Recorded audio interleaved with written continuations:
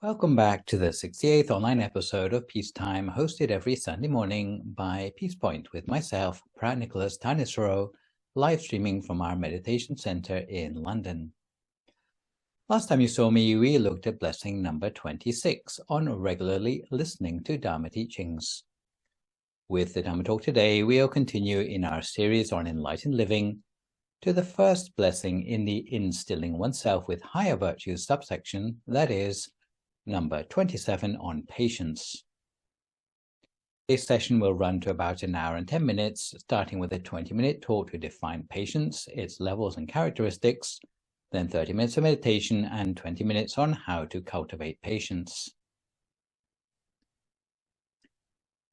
Having acquired the basic virtues for the mind in group 7, culminating in regular listening to the Dhamma, which was blessing 26, to cultivate oneself further on the Buddhist path of progress, it's necessary to instill oneself with the higher virtues such as patience, openness to criticism, seeing the sight of a true monk, and regular discussion of the Dharma.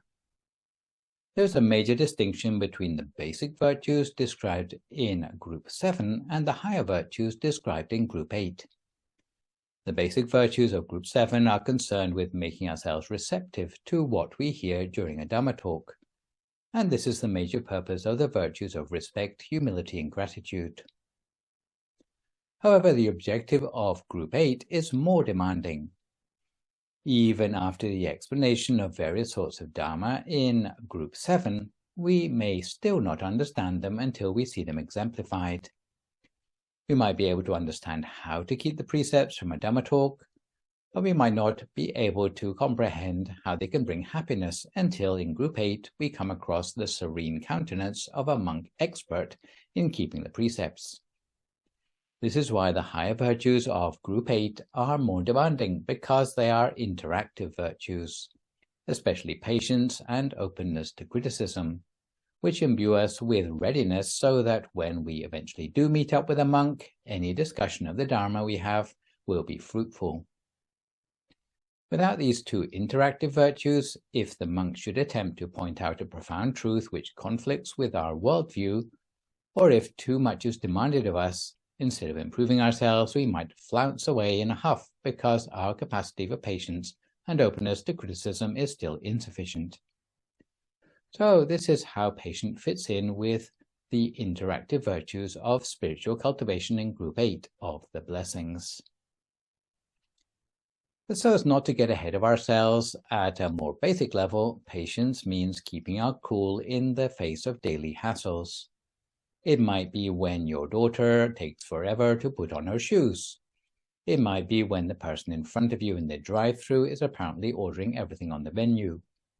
It might be when, as a deadline approaches, your work computer suddenly chooses to do a software update, or the copier has just jammed.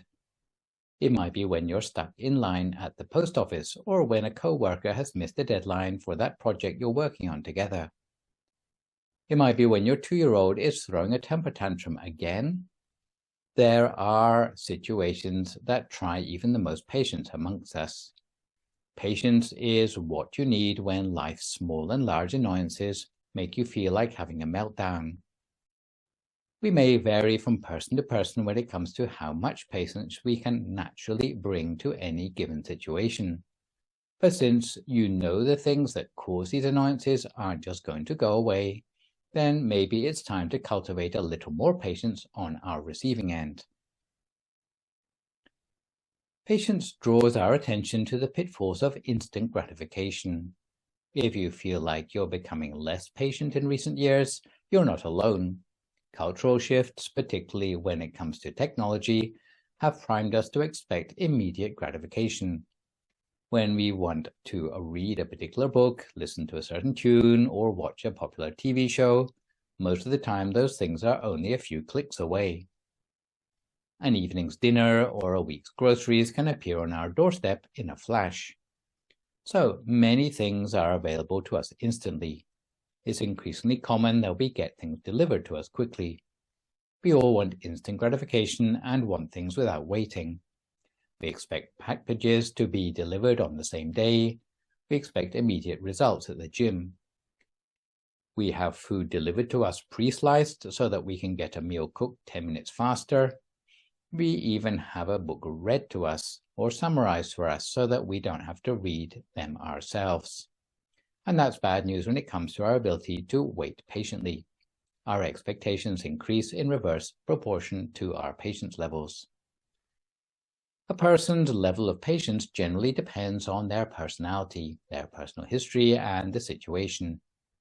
Personality plays some role in explaining why some of us tend to respond more calmly to life's delays and setbacks than others.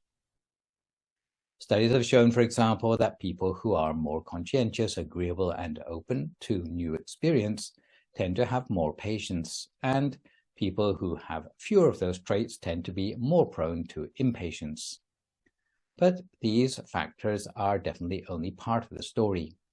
The habits we develop, ability to regulate emotions, and our expectations in a given situation all affect our capacity to respond with patience, as do situational variables like whether we're overtired, under the weather, hungry, stressed, or even overheated.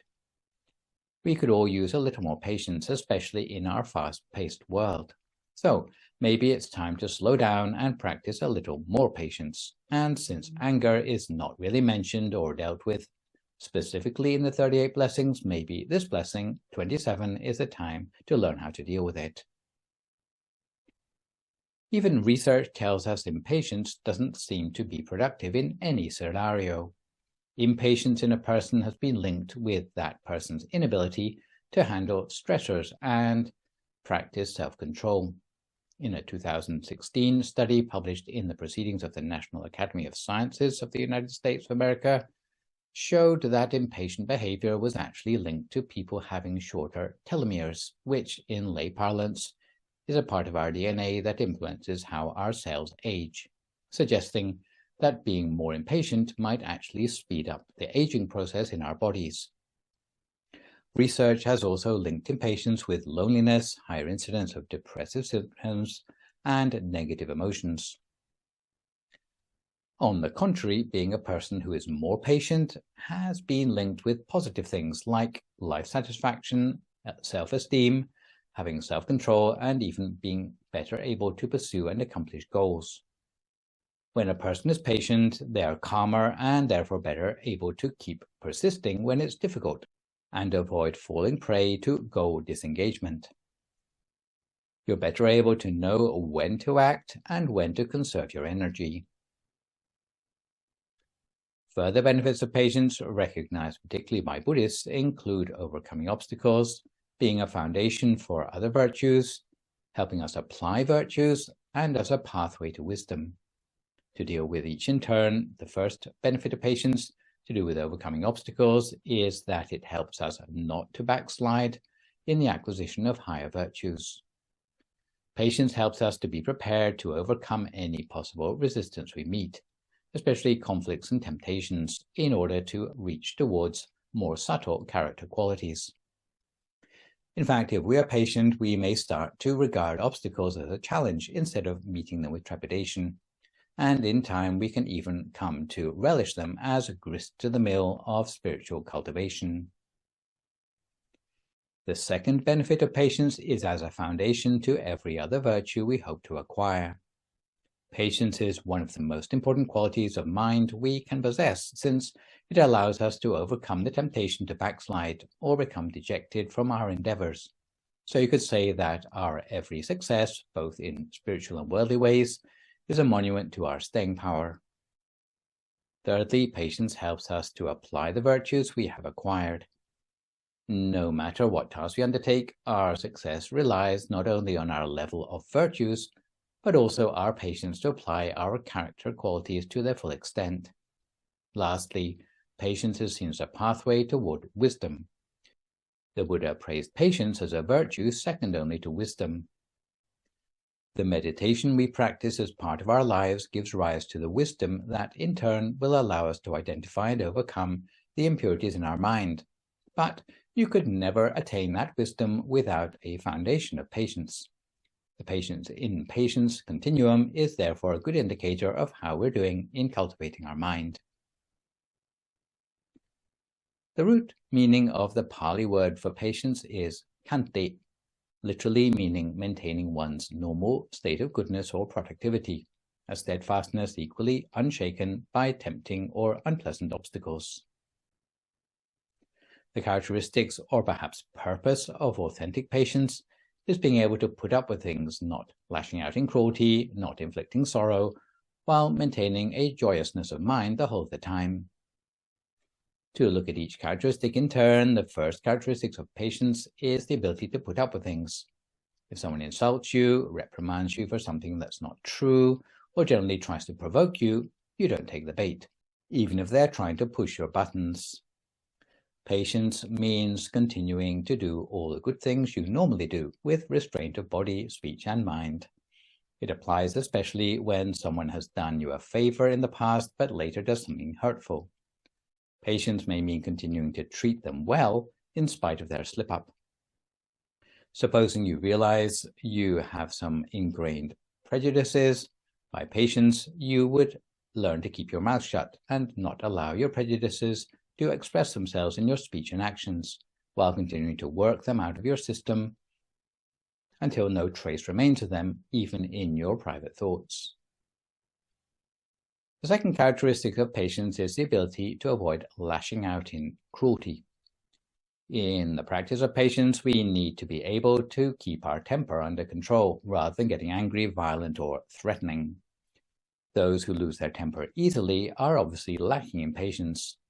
There's a proverb the Buddha gave in response to the anger of Akosaka Paratawacha in the Samyutta Nikaya, and I had to double-check this because the most recent English translation of that part of the Tipitaka has glossed over some of the fairly important issues. The Thai Tipitaka, which has hundreds of years of commentatorial rigor, translates the proverb as, "Those angry in response to the angry provocation of others are the worst of the two. Those who don't respond angrily to angry provocation have won the battle, which is hard indeed to win." However, I had to double-check this because the Bhikkhu Bodhi translation just says, "Being angry back makes things worse for yourself." So, without wishing to inflict cruelty, if I might be permitted a quick sideswipe, which I would consider my duty as someone professionally involved with the accurate representation of the Buddhist teachings, if your study of Buddhism is completely reliant on translations in your own language, be prepared to miss out on huge and possibly important chunks of meaning from the Buddhist scriptures. But to come back to our topic today, at a more subtle level, avoiding cruelty even means avoiding allowing others to irritate you, whether it be provocative people or working in the hot weather. Irritation would be a sign that your level of patience is still lacking, not to speak of obsessing about getting your own back on others who have hurt you in the past. Third characteristic of patience is the ability to avoid inflicting sorrow on others. In other words, even though the hurt we bring may not be physical, we still need to avoid behaviors that bring tears, suffering, or mental hurt to others because of any patience that we might have for them. The fourth and final characteristic of patience is the ability to maintain joyousness of mind the whole of the time. We should regard it as our goal never to lose touch with our sense of contentment. Instead of blaming the weather, fate, or the economy, we need to try to do the best we can with what we have, maintaining our mind at 1 or 2 degrees of remove in order to keep our mood buoyant. We need to at least attempt to look on the bright side where possible, instead of grinding our teeth whenever we have bad luck thinking, "Why is it always me?" or "Why do I never get lucky like other people?" In addition to all these, patience also means focusing on your own business, especially your own personal cultivation and progress, instead of nosing into other people's business that doesn't concern you. In other words, you might need to have the patience to keep the precepts even if others laugh at you, and you might need to soldier on in your meditation patiently even if you haven't seen any significant rewards for your efforts. Of course, there are situations in life when it's not good to be overly patient, especially if it involves being patient, in inverted commas, in a checked-out, spiritless way, like standing by in the face of extreme injustice. In such cases, being overly passive is not a great way to be. Some may be familiar with the effigies of 3 monkeys often seen in Asia, one monkey with its hands over its eyes, the second with its hands over its ears, and a third with its hand over its mouth. This is a symbol of the ancient proverb advocating patience in the words, see no evil, hear no evil, speak no evil. Even though this proverb is quite well known, the meaning of the 3 monkeys has often been twisted by those who misunderstand patience. They say, even if you see unscrupulous behavior, then turn a blind eye. Even if you hear slander, pretend you haven't heard. Even if you know something fishy is going on, keep your mouth shut. For this reason, various unscrupulous actions such as corruption continue unabated as a result of the wrong sort of restraint by those who witness it. By the same principle, supposing a child is too lazy to study or help around the house, if their parent reprimands them and they remain unmoved and indifferent, is that patience? You could say the child is maintaining their normal conduct in the face of unpleasant stimuli, but it is not the cultivation of patience. In this case, it would be better referred to as stubbornness or ignoring advice. Supposing someone is so poor that they are about to starve, but instead of going out and looking for a job, they put up with the situation, calling it patience. In fact, they could show a lot more patience by showing the initiative to ameliorate their situation. Patience, as it is truly understood, should be a saving grace that helps us extricate ourselves from complacency, delinquency, or debt. The important characteristic of patience is that it should be founded on the basis of a radiant mind and not a clouded one. True patience ought to be the patience to extract oneself from and avoid all unwholesome states, to persevere in the cultivation of wholesome deeds, and maintain one's mind pure and radiant, not allowing it to become clouded. In a 2012 article in the Journal of Positive Psychology, research characterized 3 scenarios that would require someone to respond either patiently or impatiently, and Buddhism goes one step further to list at least 4 categories, adding patience in the face of temptation at the end. Just because you tend to be patient in one category of situations doesn't mean that you're going to be patient in all. For example, just because you're the type of person that can patiently listen to your friend's relationship problems doesn't mean that you're the type of person who isn't going to get frustrated by an unusually long line at the post office. And according to Buddhism, they ought to be regarded not just as different sorts of patience, but also sequential levels of mastery in the acquisition of patience. So here we go. Buddhism describes patience on at least 4 different levels: patience in the face of life's hassles, patience in the face of life's hardships, patience in the face of interpersonal conflict, and patience in the face of temptation.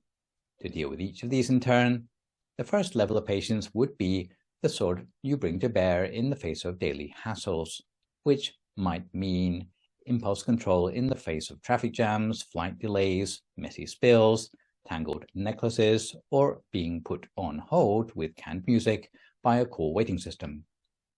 It might mean endurance of hardships caused by the environment around us, such as climate or weather extremes. Second level of patience, which is a little bit more advanced, is patience in the face of life's hardships. For example, a chronic sickness or disability that you'll have to deal with in the long term. Everyone has to endure physical feelings to a greater or lesser extent. All you need to do is sit without moving for a few minutes, and already you'll start to get aches and pains. Although the instinctive thing would be to shift position, ironically, people can sit without complaint around a gambling table or a movie screen all night without complaint. Strangely, when it comes to sitting for meditation for a few minutes, the amount of patience we need seems grueling, but only because you lack patience in the face of life's hardships. The category of patience is especially important if we have physical health problems. It teaches us to avoid reveling in or exaggerating our suffering, or else we might make it twice as bad as it needs to be. Some people appear rugged in inclement weather and cool in the face of hassles, but they faint at the sight of their own blood, which means that patience towards life's hardships is more challenging than patience in the face of life's hassles. The motto of doctors in triage used to be, give priority to the quiet patients rather than the vocal, noisy ones, because for the patients with no strength left to cry out, you have no idea how much longer they will live. The third level of patience is the sort we bring to bear in the face of interpersonal conflicts, such as emotional struggles with a spouse, friend, child, or parent.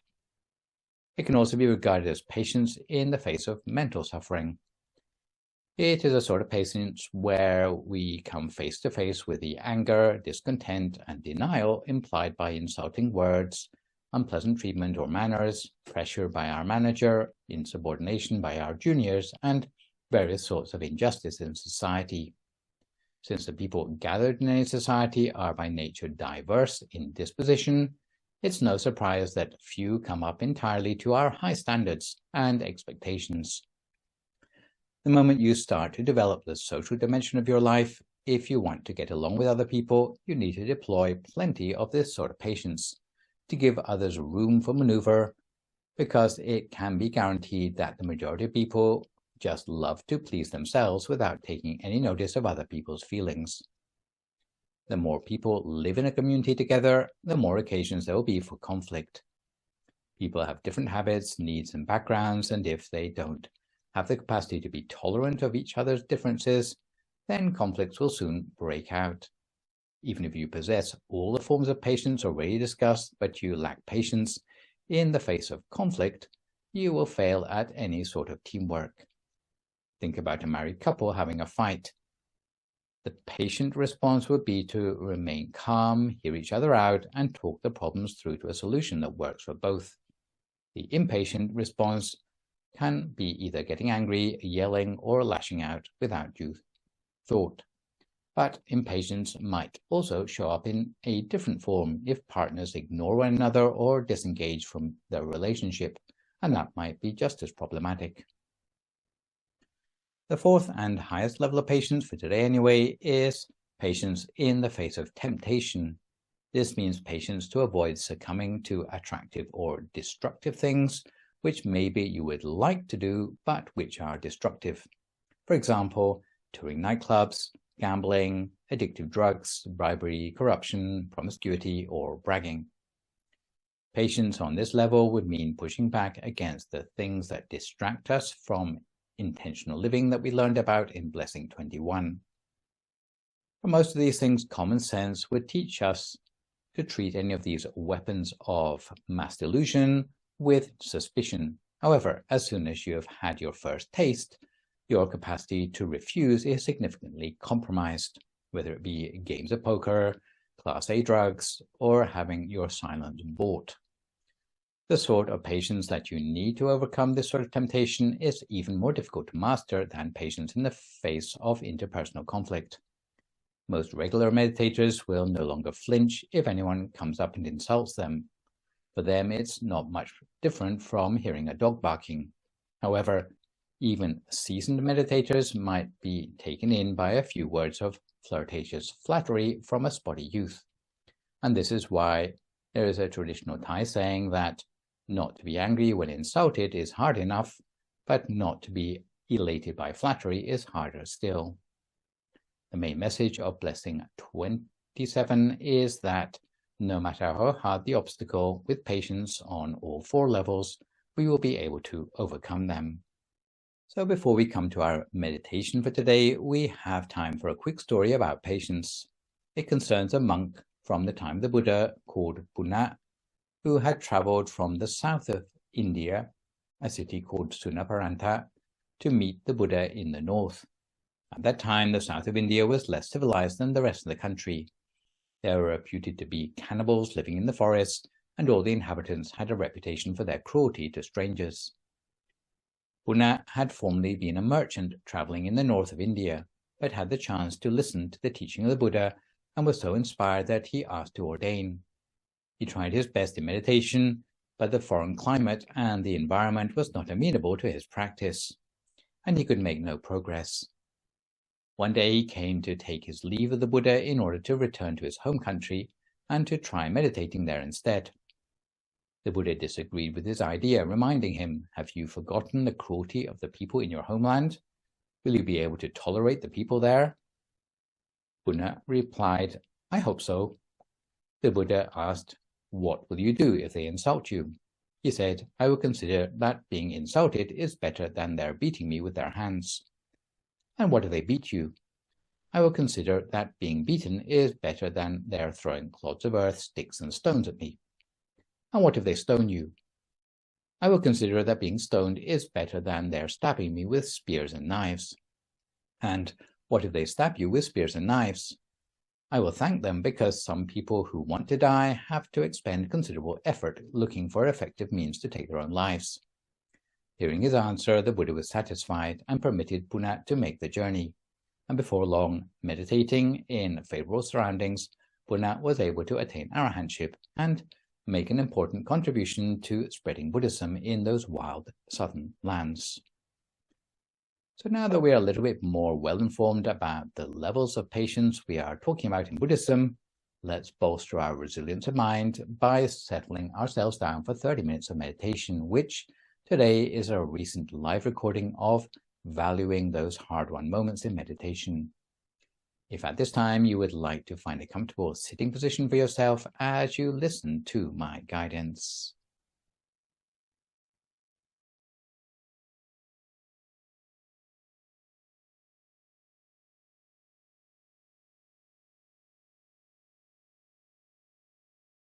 So if you'd like to start by finding a comfortable position for yourself in meditation, a position of poise by which you feel you could sit for a long, long time without having to move around too much.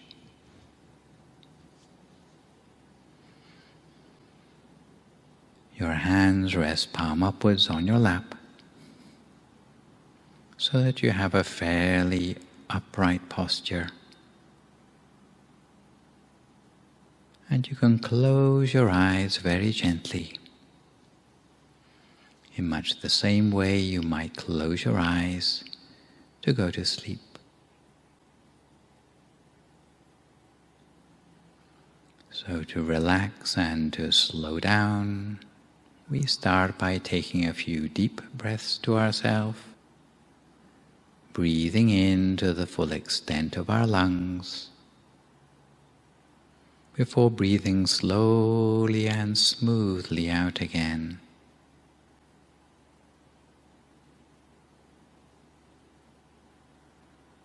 Once again, we breathe in the cool, refreshing air from around us. And as we breathe out, we may feel that we're letting go of any previous worries or concerns at the same time.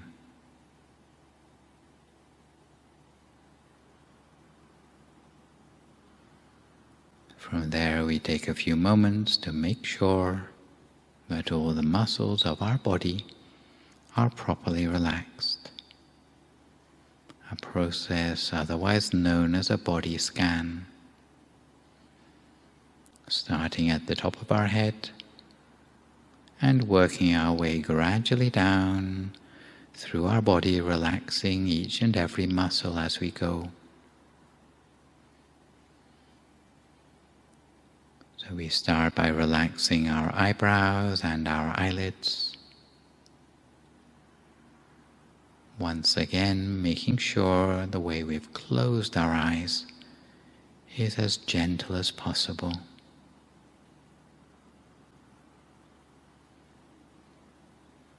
Closed in much the same way we might close our eyes to go to sleep.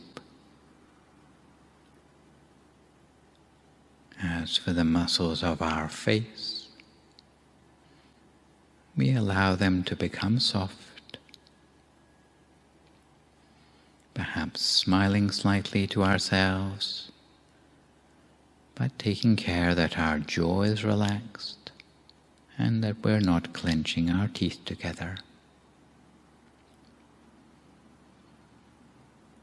Before moving on down to relax the muscles of our neck.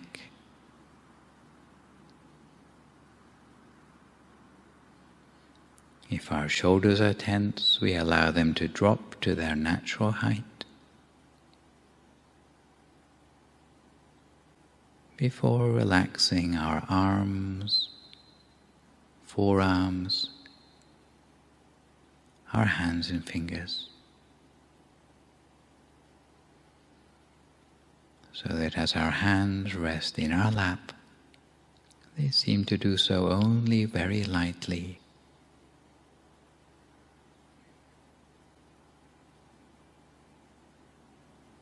Continuing on down, we relax all the muscles of our torso, our chest, trunk, and the muscles across our belly.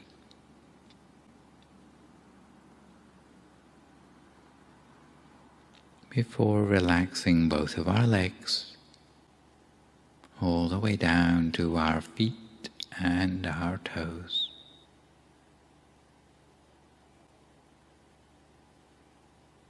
Until eventually all the way from the top of our head, right the way down to the tips of our toes, there's no remaining part of our body with any sort of stress or tension anymore.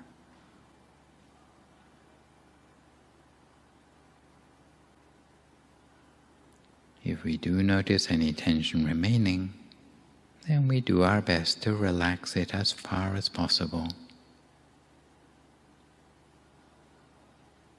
to leave us with a sensation that the whole of our body seems to have melted away into the atmosphere around us, leaving no sense of discomfort in our body anymore,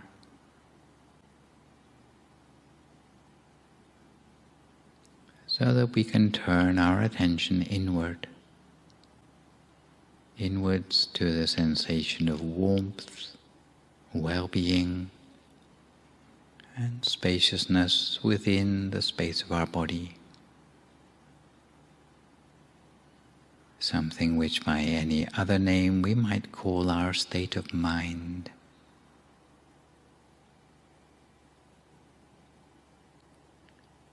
And our state of mind is also something that needs to be as relaxed as possible to pave the way for the meditation ahead. The usual way to relax the mind is by letting go of all the normal things that we tend to worry about in our lives. No matter whether it's thoughts of work, friends, family, or studies. We put all of these thoughts on one side for now, at least for the time that we're meditating together.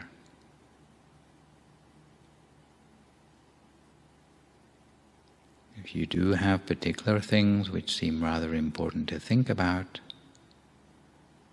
then again you can put them on one side for now, making a mental note that you can always come back to worry about them later. We also let go of any regrets from our past or plans for the future. And what that leaves us with is the present moment and the task in hand, which is a space in our lives that we've created for ourselves only by taking a great deal of trouble. It's not that often that we get to recharge the batteries of the mind. It's only by gathering together with our fellow meditators that we can really focus on making sure our mind is properly relaxed. So we try to make the most of this opportunity, bringing our mind back from 1,000 different things in the outside world to a single place of stillness on the inside, because it's almost as if on the inside there is a sense of peace.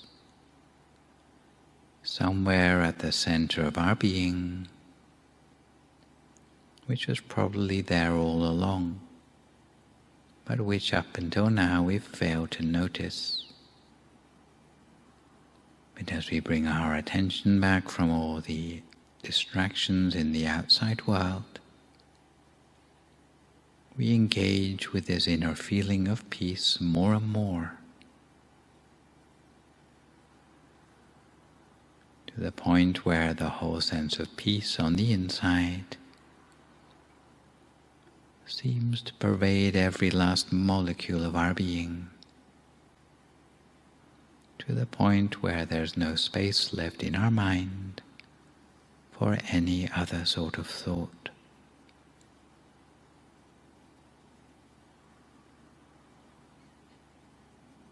And when we feel relaxed and refreshed, both in body and in mind, very gently and using no effort at all, we can imagine that inside our body is just an empty space or a hollow cavity. Or if we prefer, we might think of our whole body as being transformed somehow into a sort of transparent bubble with nothing on the inside. For those who have been meditating longer, it may seem as if our body has disappeared entirely, leaving just some great empty space, but a space that we know is our own.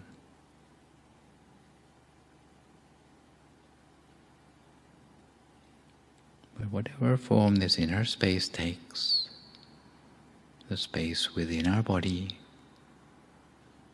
again very gently and without rushing the process at all, we can remember back to that picture of the bright shining sun which we had a few moments ago. Maybe yellow or red in color, orange or white.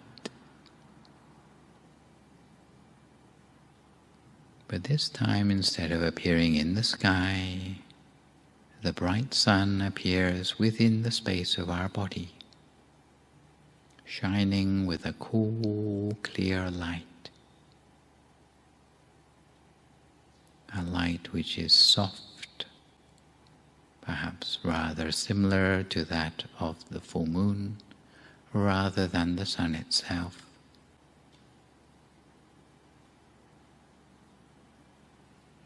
And in the beginning, the actual picture may not be very clear to us, but we accept it anyway, even if it's rather vague. We hold that image in our mind as continuously as we can, for as long as we can, while trying to avoid letting the mind spin off into any other distractions. However, if we do notice that the mind has become distracted, perhaps by external noise, as soon as we realize, we simply bring it gently back again to the center of the body as before. If the inner object disappears, we can always think of a new one.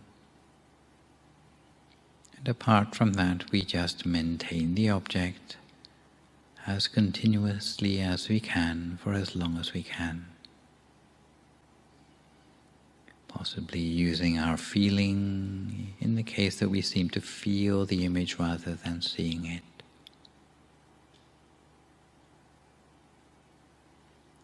The other possible problem that may come up in meditation is an excess of thought. And for many people, the stream of thoughts in the mind is almost continuous,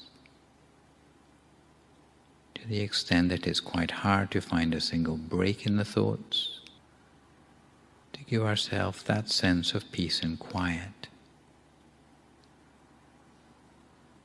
In such a case, to open up a space between the thoughts and the mind, we might make use of something known as a mantra, which is basically a word that we repeat to ourselves silently, as if we hear the sound of the word coming up from the center of our inner object. The traditional mantra that goes with this meditation method are the words Samma Arahang, Samma Arahang, Samma Arahang. And we hear the sound of those words coming up as if like a silent music from the center of ourselves, from the center of the bright object, over and over again, gently encouraging the mind to become free of thought, while at the same time linking our awareness more closely with this point at the center of ourselves. And it's also worth mentioning that we need to be as gentle as possible with the mind while we're meditating, because any trace of force, any temptation to rush, needs to be put on one side as something which is not helpful for our meditation progress.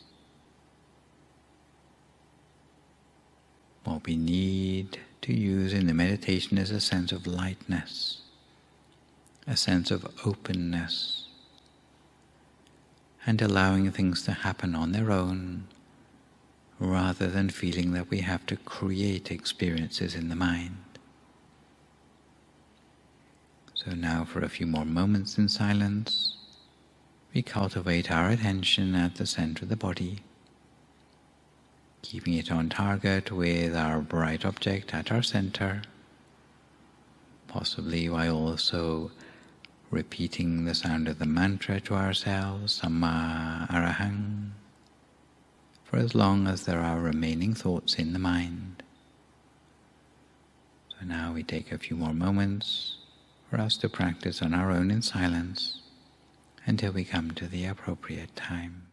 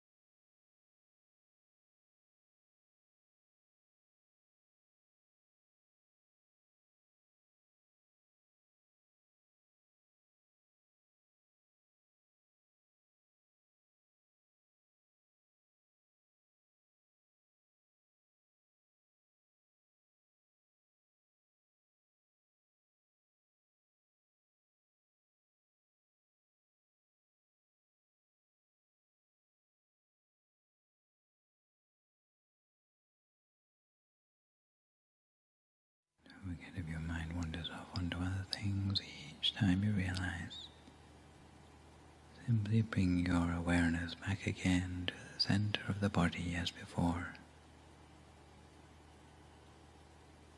If the inner object disappears, you can conjure up a new one. But if it changes, you just follow it in its new form.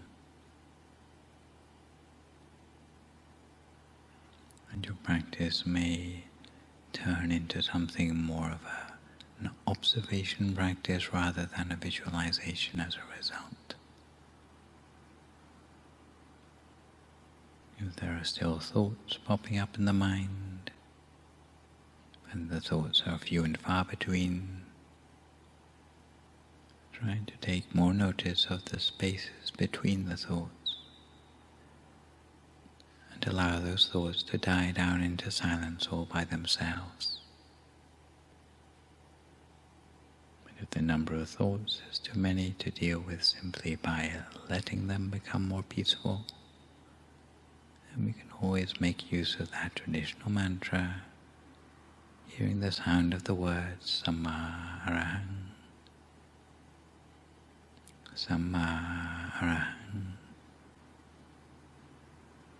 Samma Arahang, over and over again in the mind until our thoughts become more manageable.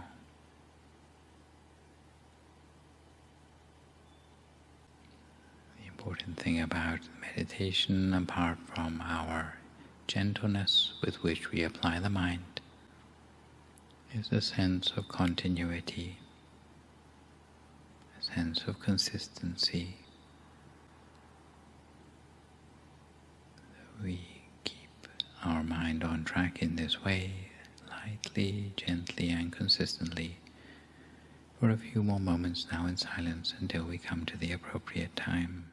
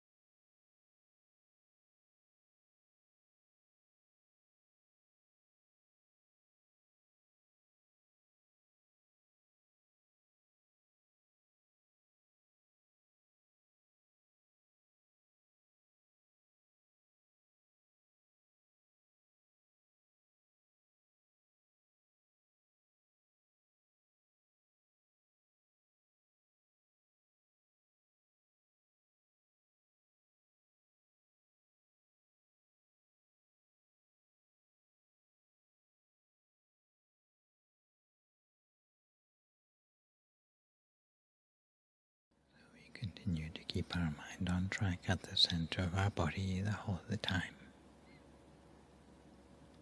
Lightly, gently, remaining with whatever inner experience we have built up for ourselves as a result of the meditation so far today. And for those who feel able, at this point we can start with our practice of loving kindness, where we generate feelings of loving kindness for ourselves and for all other sentient beings in the world.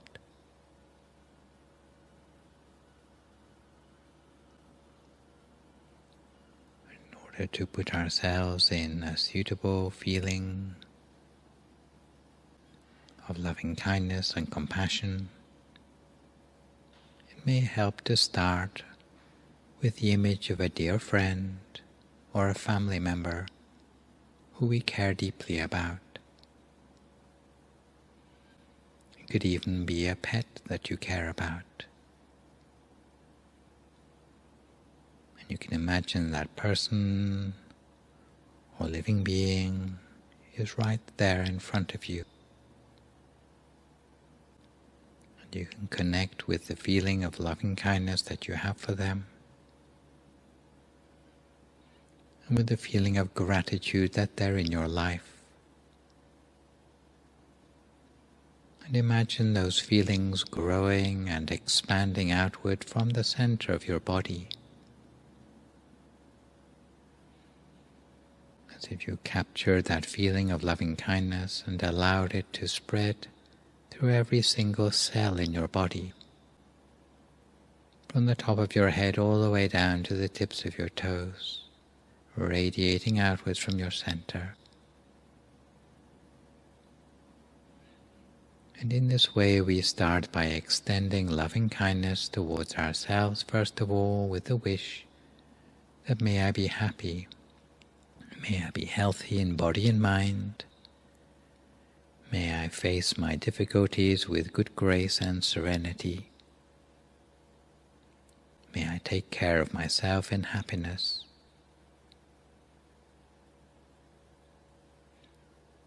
And taking note of these feelings of compassion, care, and kindness, we send these feelings towards ourselves with a sense of tenderness and openness.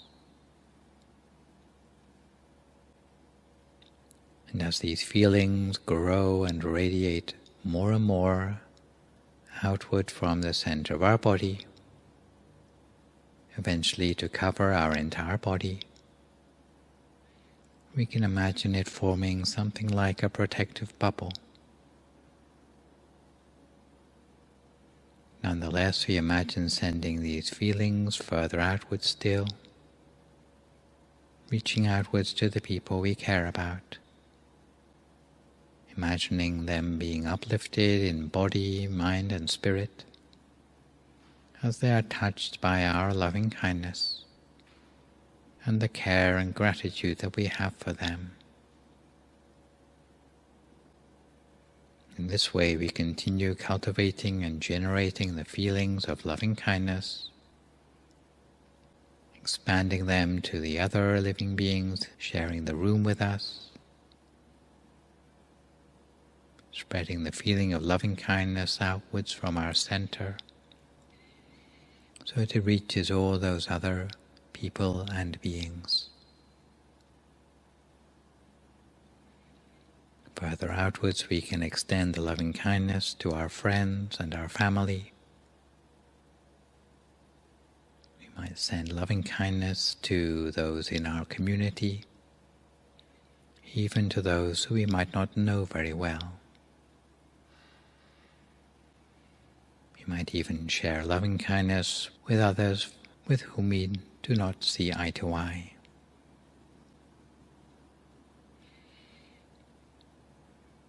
But we make the wish that may all of these people, especially those in our meditation community, be safe, be happy and peaceful. May they be healthy in body and mind.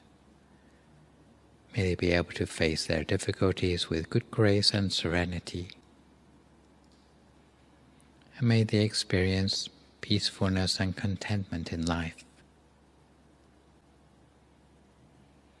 And now we imagine these feelings growing and expanding beyond this room, outwards into the neighborhood, throughout the entire town where we live, and the surrounding suburbs. Imagining the many different people, our fellow townsfolk, extending good wishes to them and to every living being, whether it be those on the land, in the air or in the sea. We imagine sending our feelings of loving kindness across the entire country, further to the whole continent, eventually to all the continents of the world, extending around the entire globe, touching people and sentient beings on every continent.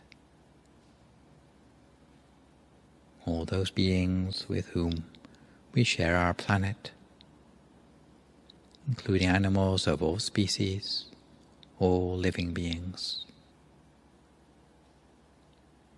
And we imagine the feelings of loving kindness growing and expanding up into the atmosphere and throughout the entire universe.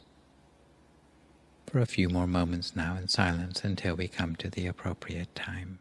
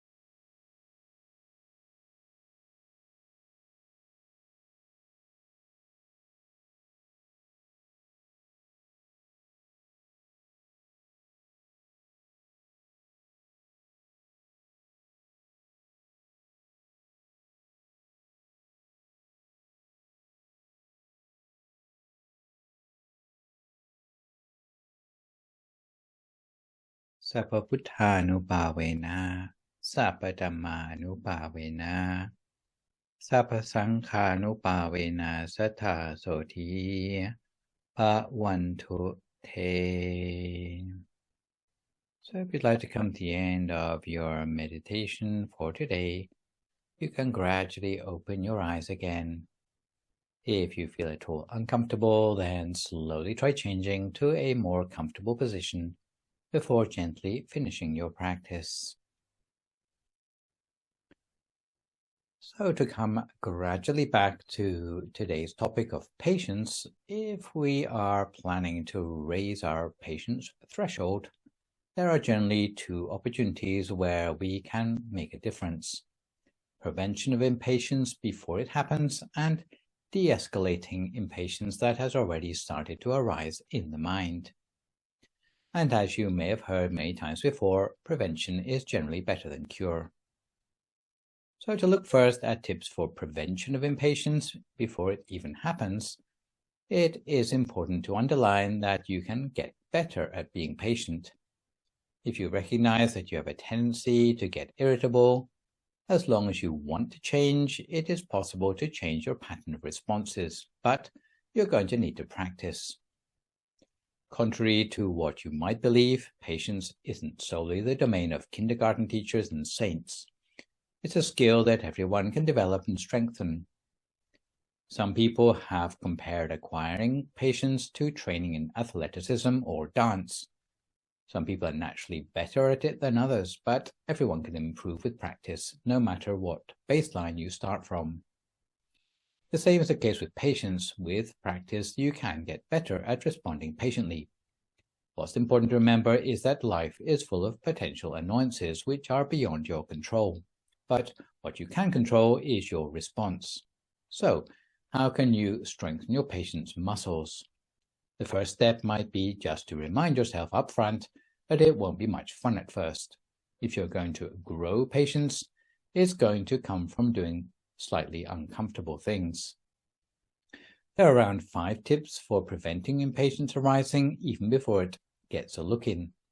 So the first way to avoid impatience is to identify patterns in your triggers. Recognize when you're starting to feel heated and identify what emotion is at the heart of that response. Are you angry that you can't get home faster? Are you sad or feeling rejected because of a chip on your shoulder? Are you anxious that you're not going to make it to your appointment on time? There may be a pattern in the things that trigger your impatience. Also, because people have several tasks going on simultaneously in their head, they jump from one thought to another without taking the time to complete their thinking first. Our life feels constantly frustrated by interruption as we try to multitask, leaving us with a lack of space or clarity. It's better to become more mindful of our thoughts, dealing instead with one thought at a time, to help slow us down and remove the elements that stress us out. The second way to avoid impatience, even before it happens, is to reframe how we think about the situation. Put yourself in other people's shoes for a change, or try not to assume everything is about you. In other words, avoiding taking everything personally. For example, you might realize your coworker isn't purposely trying to miss their deadlines. They just have a lot on their plate. That cash register didn't break so that your grocery checkout would take longer, and the train wasn't packed this morning just to prevent you getting a seat. The third way to avoid impatience even before it happens is artificially to build tolerance for being a little bit uncomfortable. In other words, making yourself wait. Let other people go ahead of you in the line or in traffic. Resist the urge to scratch an itch. Don't act on every impulse to check your phone. A study published in Psychological Science showed that waiting for things actually makes us happier in the long run. You might start with something small like waiting a few extra minutes to drink that milkshake and then move on to something slightly more challenging. Gradually, you will begin to gain more patience as time goes on. The fourth way to avoid impatience even before it happens is to stop doing things that aren't important. We all have things in our lives that take time away from what is important. One way of removing stress from our lives is to stop doing those things. Take a few minutes to evaluate your week. Look at your schedule from the time you wake up in the morning to the time you go to sleep. Remove and skip 2 or 3 time-consuming things that you do that aren't that important. It's time to learn to say no to things that cause stress and make us impatient. For example, I learn languages daily on a cell phone app, but recently I lowered my stress levels by opting out of the leaderboard that forced me to compete against other learners for top totals every week. I still learn the languages, but I do so now at my own pace. The fifth and final way to avoid impatience even before it happens is to think with your purpose in mind. Don't lose touch with the big picture of your life. Sure, it's irritating that yet another job interview didn't land you a job at that new startup, but maybe working in a business that doesn't appreciate you wouldn't have been a great idea in the long term anyway. It'd be great if your toddler wouldn't protest about vegetables, but in the long term, a habit of balanced diet will be better for your family's health. Try to remember why putting up with whatever delay or frustration you're facing will ultimately help you to get to where you want to go. For additional tips for de-escalating impatience that has already started to arise in the mind, start with accepting your current circumstances. This may mean being stuck in traffic or stuck in a job you hate, but for now it's okay just to let it feel broken.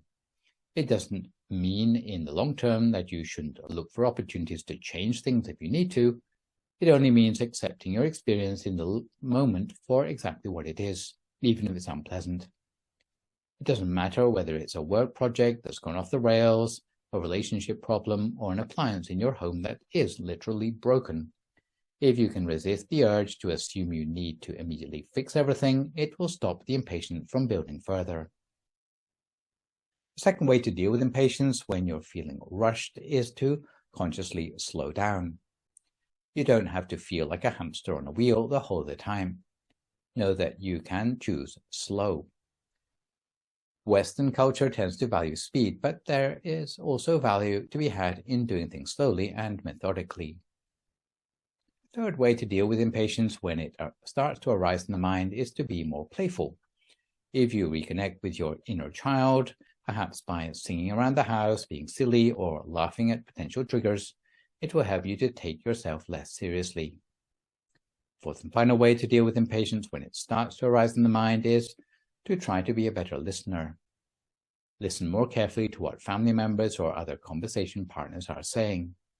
Focus on understanding rather than on formulating your own response.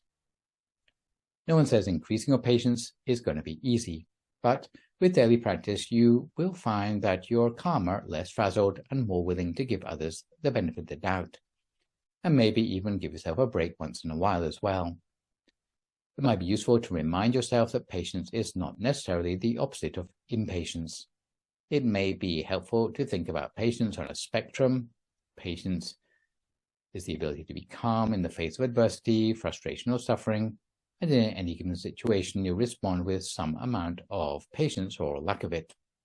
You might respond with moderate patience, a total lack of patience, which would generally mean overreacting, where you have no ability to be calm, or with too much patience, where you become stoically disengaged from the situation and have stopped caring. But wherever you fall on the spectrum, more awareness of the nature of the beast will help you to be a little bit less stressed and a little bit more happy and mindful, so isn't it worth trying? Additional advice on equipping ourselves in those trying situations comes specifically from Buddhist sources with 5 special approaches, which mostly involve having the patience to do the right thing rather than the easy thing, even under conditions of extreme duress such as torture, as was found in the Kantiwada Jataka, but I won't do more than mention this in passing in case some viewers feel it's disturbing. So, the first piece of Buddhist advice on training oneself in patience is to reflect regularly on one's sense of conscience. If you bring to mind a sense of shame before doing unscrupulous things, even in private, or a sense of fear about negative karmic consequences from bad choices, patience will automatically arise, and if it doesn't do the trick, then, as mentioned in the previous blessing, we can bolster conscience by falling back on respect and gratitude to help us persevere and do the right thing. The second piece of Buddhist advice on training oneself in patience is, where possible, to transform negative emotions into positive ones. In case we are maltreated, by relativizing and reminding ourselves that things could be worse, we can elevate our level of patience in the face of hardship. Some people only like to meditate when they feel it is easy going for them to do so. On days when it doesn't feel quite so easy, or if it's not going well, often they make no attempt to carry on with the practice. Such people will be unlikely to make progress because they refuse to meditate at exactly the time when they need it the most. If you sit for meditation and find it's not going well as you expected, don't give up. Think instead, today all I can see in my meditation is darkness. Well, at least it's better than feeling dizzy.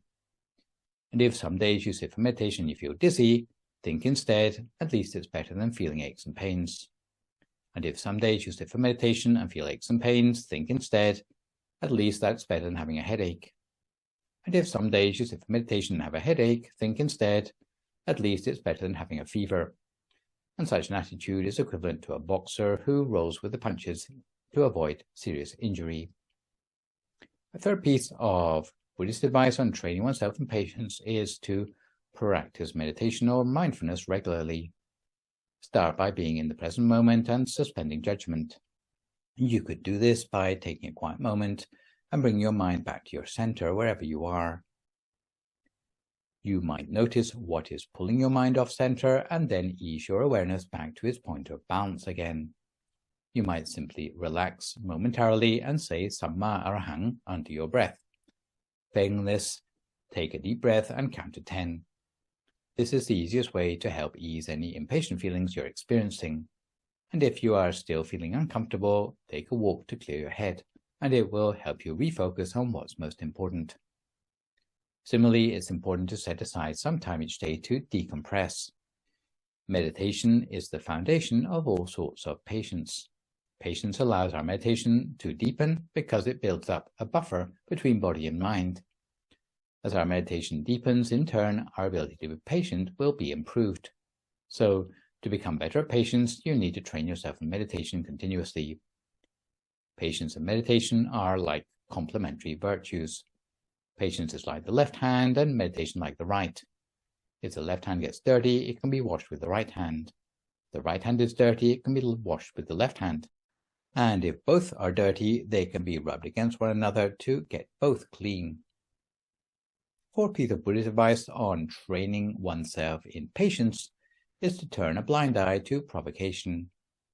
great abbot of Wat Phra Nam taught that sometimes we need to pretend our eyes are blind, pretend our ears are deaf, be as humble as a doormat while keeping our mind as steadfast as the earth itself. In other words, turn a blind eye to people who are trying to provoke you and turn a deaf ear to gossip. At the same time, you shouldn't look down on the humblest of work, nor be fazed by the roller coaster of life. To make use of some metaphors associated with the perfections of patience and equanimity, your mind needs to be like the earth, which doesn't recoil, no matter whether unpleasant or pleasant things are poured on it. And to remind you of another metaphor associated with the perfection of resolution, to have the patience not to downsize noble goals, you should be like a mountain that remains unshaken in the face of the winds from the four directions. The fifth and final piece of Buddhist advice on training oneself in patience in the face of injustice comes again from the great abbot of Wat Phra Nam. Sometimes you know that you're being mistreated, but to lose your temper about it would do nothing to help the situation. Usually, such injustice is the end product of a longer train of contributing factors, which are better dealt with calmly by such means as new legislation. So if you find yourself the victim of injustice, rather than letting it spoil your day, you can cultivate patience by not fighting back, not running away, and doing good deeds continuously. Not fighting back means if they insult you, then don't insult them back. If there is a fight, then there's always a winner and a loser, and even if you are the winner, you will still cause resentment. If they put an article of lies about you in the paper, don't confirm or deny it, or else you will look guilty either way. Maybe you should just have a private talk with the people you trust to help with damage control. Don't engage in mudslinging. Even if you publicize your response in the papers, they may twist your words to their advantage. Not running away is advised because whatever the truth, if you run away, it looks like an admission of guilt. Doing good deeds continuously refers to the transformative part of our patience. Don't give up, but maintain your quality of mind. Don't leave weak spots for your opponents to attack further. The initial accusation is only like the first punch of a boxing match, to see how the opponent will open themselves up to further attacks. Good in the worldly sense means carrying on with business as usual. As you continue, just make sure you do things strictly according to the book, in case someone tries to find further fault with your practice. In spiritual ways, don't go relying on others, but rely on the merit you have done. Merit is really the thing that helps people win or lose. So just make sure you cultivate generosity, self-discipline, and meditation on a daily basis, no matter how dire your circumstances. If you can manage to follow this advice, before long, you will overcome life's hassles without creating a confrontation, and you will end up winning over public opinion. If you can follow these 5 practices, you will soon be able to cultivate patience and other virtues will follow. So for today, we will finish off with a scriptural story or two, which remain relevant in the era of reputations that are built or destroyed based on our social networks. Of course, the Buddha didn't have an online social network, but patience in the defense of reputation was as relevant then as it is now, because during the time he was alive, he suffered the equivalent of trolling by opposing factions that included competing religions and royalty. Needless to say, the Buddha overcame his rivals' accusations by deploying patience. The first incident concerning the Buddha's reputation centered around a woman called Jincha Manavika, who supported a competing religious tradition of naked ascetics. She was also young and attractive, the local beauty of Savatthi, and also a competitor for Lady Visakha, who supported Buddhism throughout her life. Then, as now, it was traditional to invite dignitaries to do the opening ceremony for local events. Buddhists would always invite Lady Visakha to open their ceremonies. The naked ascetics would always invite Jincha Manavika to do their openings. One day, because the naked ascetics were losing many followers to the Buddha, they enlisted the help of Jincha Manavika to create a scandal that would discredit the Buddha. In the evening, when the Buddhists were returning from listening to teachings in the temple, she would pass them in the opposite direction and make it look like she was about to sleep at the Buddha's accommodation. When they asked where she was going, she would say, to offer pleasure to the Buddha. In the morning, Jincha Manavika would pass the supporters who came to offer food at the temple. When they asked where she had been, she would say, bringing pleasure to the Buddha. She pretended to be on intimate terms with the Buddha, and eventually she faked pregnancy by wearing a concealed lump of wood over her stomach. Gossip started amongst some Buddhists who were still unsure of the virtue of their teacher. Some believed that the Buddha had got Jincha Manavika pregnant. After 9 months, many supporters were too scandalized to go to the temple anymore. One day, Jincha Manavika stood up in the middle of a sermon and asked, "Are you only interested in teaching others rather than paying attention to our unborn child?" If any visibly pregnant woman in India made such an accusation, she would instantly be believed. Many people got up and walked out. The Buddha continued to deploy patience. He replied, "Only the two of us know the truth of the situation." He didn't confirm or deny the accusation, and he was not angry. Jincha Manavika didn't know what to do next. She fidgeted irritably, and somehow the lump of wood slipped out from under her dress. In some scriptures, it said that some mice had chewed through the strings holding the lump of wood in place. Immediately, everyone knew the truth of the situation. "Have you given birth to a lump of wood?" some asked, but others were not so forgiving. They were going to punish her for libel. Jincha Manavika ran out of the gate of the temple, but as soon as she set foot outside, the earth split open between her feet and swallowed her straight into the lowest level of the unfortunate realms. Apparently in India, even to the present day, there are still 2 holes in the ground close to the historic site of Jetavana Temple, one where Jincha Manavika was swallowed up and a second belonging to Devadatta. Down to the present day, the soil of those 2 holes remains infertile to any crops planted on them. And just to throw in a second example from Magandiya, which is an example of the trouble the Buddha experienced from royalty, when Magandiya became queen because she had a grudge against the Buddha, she used her authority to undermine the Buddha's reputation. Wherever the Buddha went, there were hundreds of hired men waiting to insult him. They would follow him around wherever he went, shouting insults, until his secretary, the Venerable Ananta, couldn't stand it anymore. He suggested to the Buddha that they go to another town. The Buddha asked Ananta, "But what happens if in the next town there are also people waiting to insult us?" Ananda replied, "We should move on to yet another town." The Buddha said, "If you think like that, we will be looking over our shoulder for the rest of our lives. It would be better to solve the problem at its root. The roots of our problem are right here in this town. If we do good deeds and nothing but good deeds, within 7 days the problems will sort themselves out." After 7 days, just as the Buddha predicted, the hired insulters went to get their pay packet. They were supposed to keep their paymasters secret, but when they were paid, they spent their money on liquor.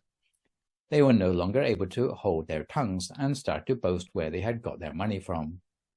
When the cat was out of the bag, the people of that country wanted to start an uprising against Magandiya, and that was the end of the Buddha's trouble.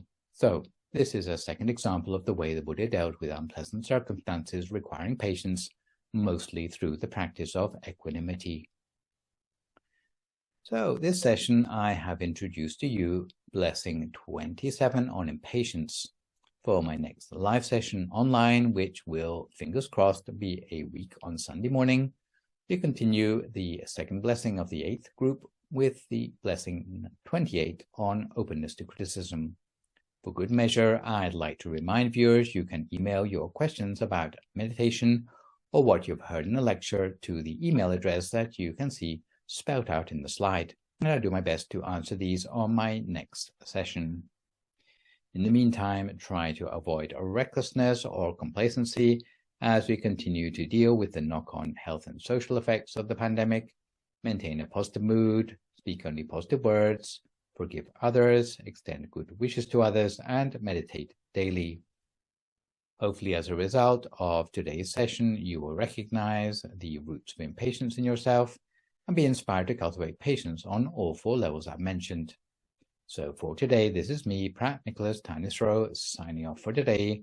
So long, folks, and stay safe.